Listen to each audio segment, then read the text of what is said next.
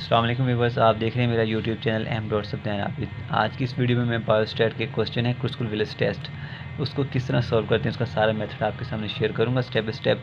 ये क्रुस्कुल विलिस का फार्मूला दिया गया, फार्मूला क्या है कि h is equal to 12 over capital N bracket capital N plus 1। उसके बाद ब्रैकेट है कि R1 square over N1 plus R2 square over N2 plus R3 square over N3 के bracket close -3 bracket N plus 1। ये एक formula है जो क्रुस्कुल Willis test में लगता है। तो ये एक डाटा हमें दिया गया है, 3 डिफरेंट ग्रुप्स का डाटा है, G1 G2 G3। ये एक क्वेश्चन है, बेसिकली इस क्वेश्चन को हमने सॉल्व करना है ताकि हमें फार्मूले में जो रिक्वायर्स हैं capital N R1 small n, तो वो हमें फाइंड आउट कर लेंगे इस क्वेश्चन के डाटा के थ्रू। फिर वो जो वैल्यूज़ हमें होंगी वो हम इस फार्मूला में पुट करेंगे और क्रुस्कुल विलिस टेस्ट जो है वो सॉल्व हो जाएगा। अब हम चलते हैं स्टेप 1 की तरफ। अब स्टेप 1 क्या है? स्टेप 1 ये है कि जो हमें ये डाटा दिया गया है क्वेश्चन का, पहले हम इस तमाम ग्रुप्स की वैल्यूज़ को तरतीब के साथ लिख लेते हैं। अब स्टेप 1 में हमने क्या किया है कि जो हमें ये डाटा दिया गया था क्वेश्चन में, इनकी वैल्यूज़ को हमने तरतीब के साथ लिख ली है। ग्रुप 1 की भी, ग्रुप 2 की भी, ग्रुप 3 की भी, ये तमाम वैल्यूज़ हमारे पास आ गई हैं। अब नेक्स्ट हमने क्या करना है? नेक्स्ट ये करना है कि अब हमने इन तमाम वैल्यूज़ को असेंडिंग ऑर्डर में चेंज करना है। असेंडिंग ऑर्डर क्या होता है कि पहले सबसे स्मॉलेस्ट वैल्यू होती है वो लिखते हैं, फिर उससे बड़ी, फिर उससे बड़ी, फिर उससे बड़ी वैल्यूज़ जो है वो लिख लेते हैं। इसलिए इसको अब हमने क्या करना है, असेंडिंग ऑर्डर में चेंज कर लेना है। अब सबसे छोटी जो वैल्यू है वो मैं पहले लिखूंगा, फिर उससे बड़ी, फिर उससे बड़ी, फिर उससे बड़ी, इस तरह सारी ये तरतीब दे लेनी है असेंडिंग ऑर्डर में। अच्छा, ये वैल्यूज़ जब लिखी थी तो एक वैल्यू यहाँ मिस हो गई थी, तो इसलिए दोबारा मैंने ये साइड पे वैल्यूज़ लिख ली हैं 1 1 10 1 6 7 और 1 5 5। अच्छा, क्या है कि ये अब असेंडिंग ऑर्डर में चेंज हो गया। ये जितना भी डाटा हमने लिखा था ग्रुप 1 ग्रुप 2 ग्रुप 3 का, उसको हमने असेंडिंग ऑर्डर में चेंज कर लिया। पहले सबसे छोटा, फिर उससे बड़ा, फिर उससे बड़ा, ये सारी तरतीब हमने दे दी है।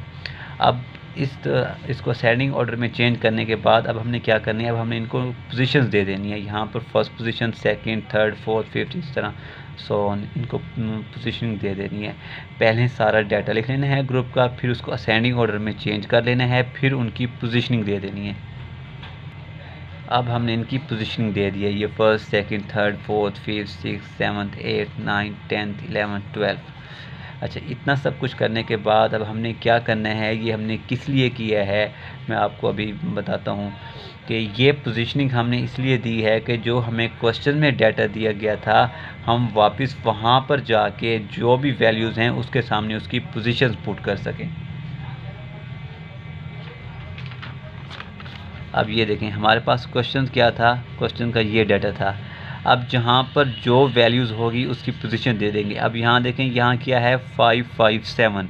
अब यहाँ हम देखेंगे कि 557 कहाँ पर है, ये रहा 557। तो कौन सी पोजीशन है, 11th। तो इधर मैं क्या करूँगा, 11th पोजीशन लिख दूँगा कि ये 557 11th पोजीशन पर है। 315 किस पोजीशन पर है, 315 9th पोजीशन पे है। तो मैं यहाँ पर क्या करूँगा, 9th पोजीशन। इस तरह सारी वैल्यूज़ को, क्वेश्चन के डाटे की वैल्यू देखनी है जाके, क्वेश्चन में जो डाटा दिया गया है तो वहाँ पर वैल्यूज़ देखनी है, फिर जहाँ पे हमने पोजीशनिंग दी थी वहाँ पे जाके चेक करनी है कि ये जो वैल्यू है ये इस पर क्या पोजीशंस आई हुई हैं। अब जैसे ये 920 है, 920 पर कौन सी पोजीशन है, 12। 920 पे कौन सी पोजीशन खड़ी है, 12 पोजीशन। तो यहाँ मैं 12, इस तरह सारे पोजीशनिंग यहाँ हम लिख लेते हैं।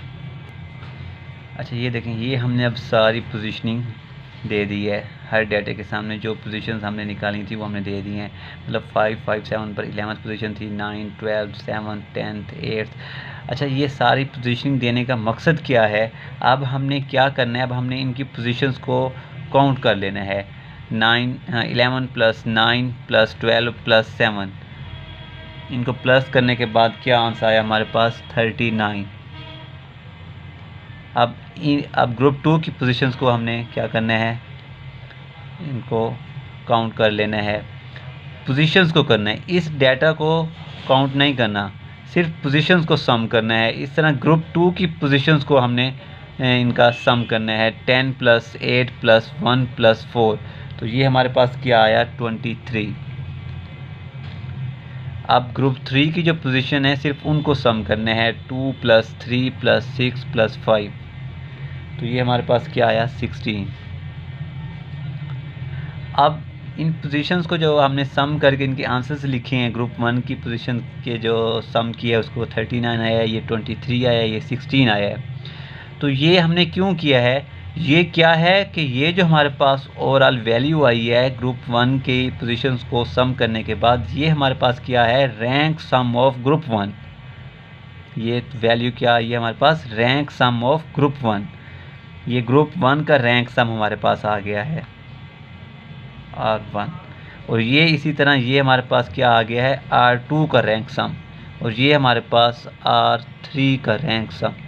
अब ये देखें फार्मूला में हमें क्या मिल गया है, ये देखें R1 हमारे पास क्या आया, ये R1 क्या है 39, R1 हमारे पास आ गया, स्क्वायर उसका ले लेंगे। इस तरह R2 भी हमारे पास आ गया और R3 भी हमारे पास आ गया।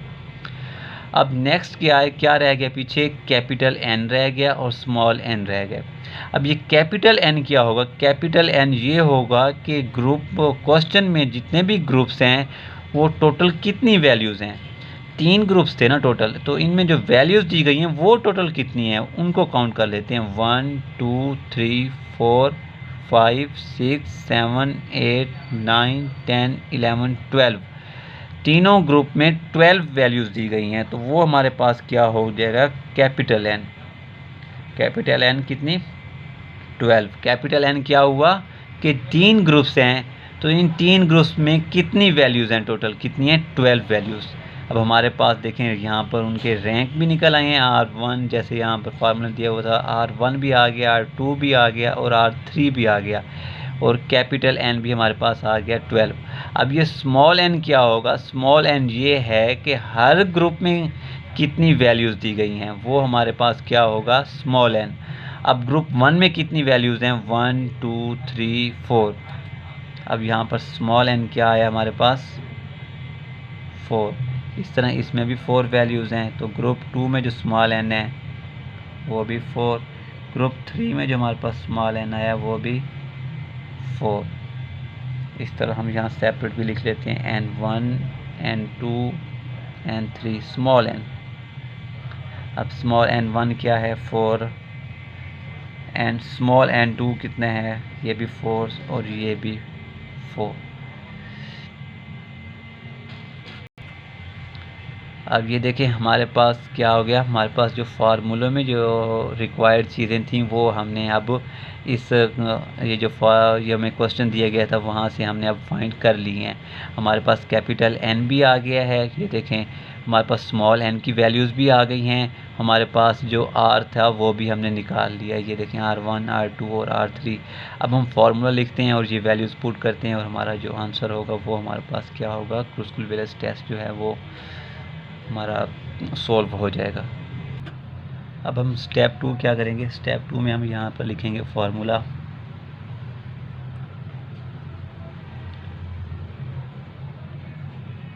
स्टेप 2 फार्मूला क्या था हमारे पास, H = 12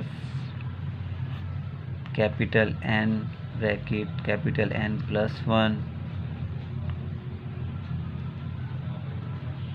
R1 square over small n1 plus R2 square over small n2 plus R3 square over small n3 minus आगे था 3n + 1। ये हमारे पास फॉर्मूला था।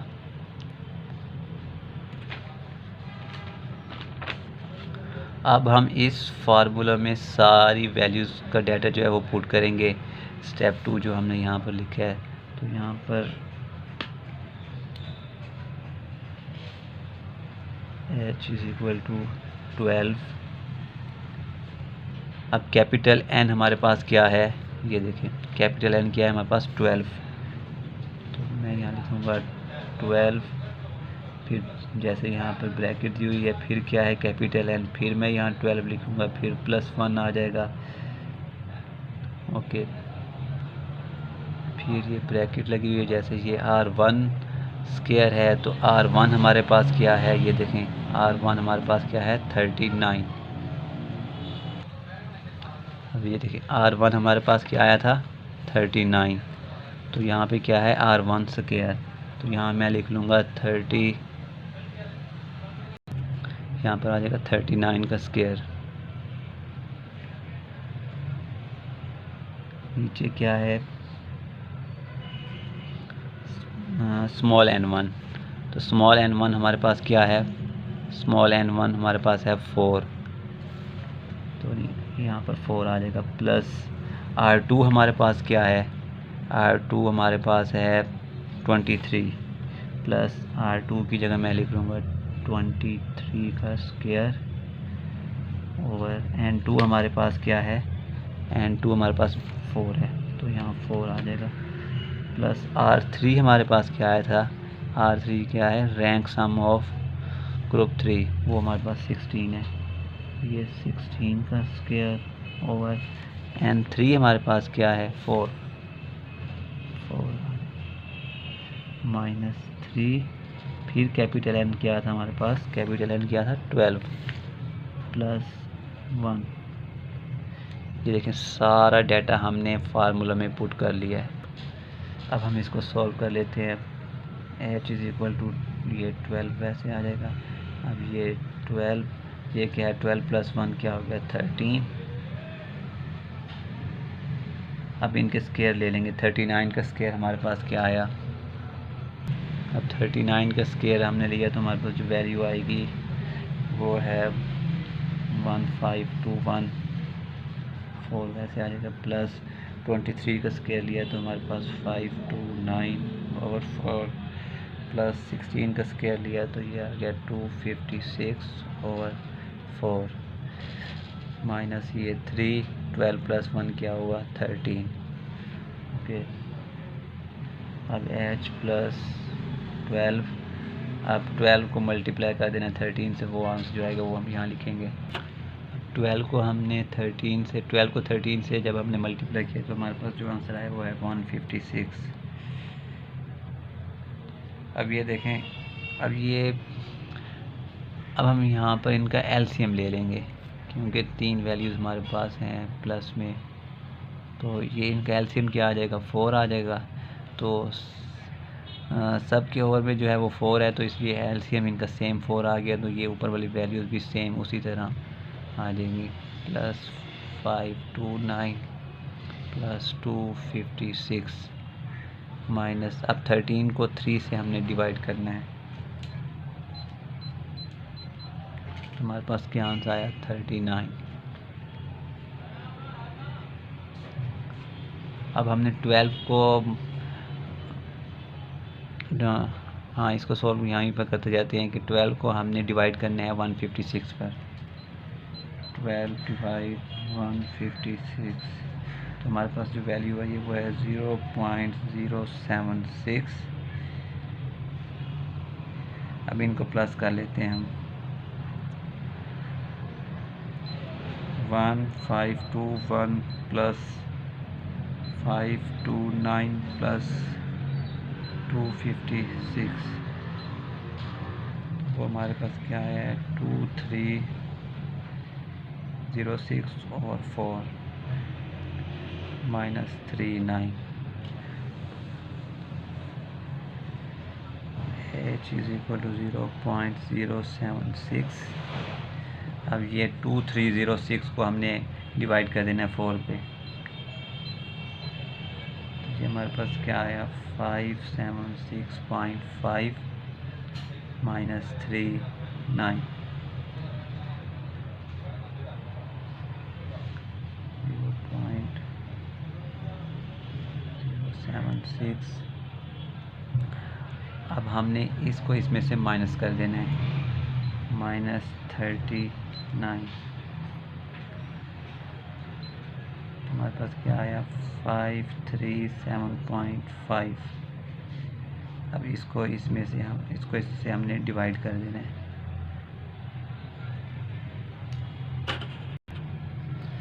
अच्छा, इधर हमने क्या करना है कि ये जो वैल्यू हमें दी हुई है 0.076, इसको इसके साथ हम मल्टीप्लाई कर लेंगे, जो आंसर आएगा देन इसमें से माइनस कर देंगे। पहले इसको इसमें से माइनस नहीं करना, तो फिर जो आंसर है वो जो बुक में आंसर दिया गया है उस तरह सेम नहीं आएगा। पहले इसको इसके साथ मल्टीप्लाई कर लेना है, जो आंसर आएगा उसमें से इसको माइनस कर देंगे, तो फिर इस तरह हमारे पास आंसर क्या आएगा। तो जो आंसर है वो हमारे पास है 4.81। ये जो आंसर है ये हमारे पास क्या होगी इसकी टेस्ट वैल्यू। तो इसकी क्रिटिकल वैल्यू हमने कैसे फाइंड करनी है। अब थर्ड स्टेप क्या हुआ, थर्ड स्टेप ये है कि CV हमने किस तरह फाइंड करनी है। CV क्रिटिकल वैल्यू को कहते हैं, ये बराबर होती है n के।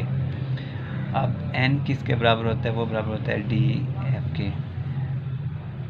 अब DF किसके बराबर है, वो है K-1। अब इसमें से जो K है ये K क्या है, K ये है कि कितने नंबर ऑफ ग्रुप्स हैं, क्वेश्चन में कितने नंबर ऑफ ग्रुप्स हैं, ये मतलब ये K को डोनेट करता है कि कितने ग्रुप्स हैं। हमारे पास 3 ग्रुप्स हैं, 1 2 और ये 3। ये कह सकते हैं कि कितने नंबर ऑफ कॉलम्स हैं इसमें क्वेश्चन में। तो हमारे पास कितने कॉलम्स हैं, 3 कॉलम्स हैं, तो ये हो जाएगा 3 - 1। अब DF क्या हुआ, 3 - 1 2। अब DF हमारे पास क्या आया 2, तो ये किसके बराबर होता है n के। अब CV हमारे पास क्या आ गया, n हमारे पास क्या आ गया, CV हमारे पास 2। अगर हमें लेवल ऑफ सिग्निफिकेंस दिया गया है, लेवल ऑफ सिग्निफिकेंस दिया गया है क्वेश्चन में, तो फिर हमने इधर वही लिखना है। अगर नहीं दिया गया वो 0.05 होगा, 0.05। अब हमने क्या करना है कि अब हमने क्रुस्कुल वेलस टेस्ट का जो टेबल है वहाँ पर जाकर देखना है। इस तरह एक टेबल होगा, यहाँ पर वैल्यूज़ दी होंगी 1 2 3 4 5, और इधर लिखी होंगी 0.01 0.03 0.05 फॉर एग्ज़ाम्पल। अब हमने क्या करना है, अब हमने क्या देखना है कि 2 को 0.05 में देखना है। अब ये 1 है, ये 2 है, अब ये 2 को किस में देखना है, ये 2 को 0.05 यहाँ अगर खड़ा है तो इधर जो वैल्यू होगी, फॉर एग्जांपल यहाँ पर वैल्यू है 3.41, लेकिन आपने टेबल से ही देख के लिखनी है, तो वो हमारे पास क्या होगी क्रिटिकल वैल्यू। इस तरह ये क्रुस्कुल वेलस टेस्ट जो है वो सॉल्व हुआ। अल्लाह हाफिज़।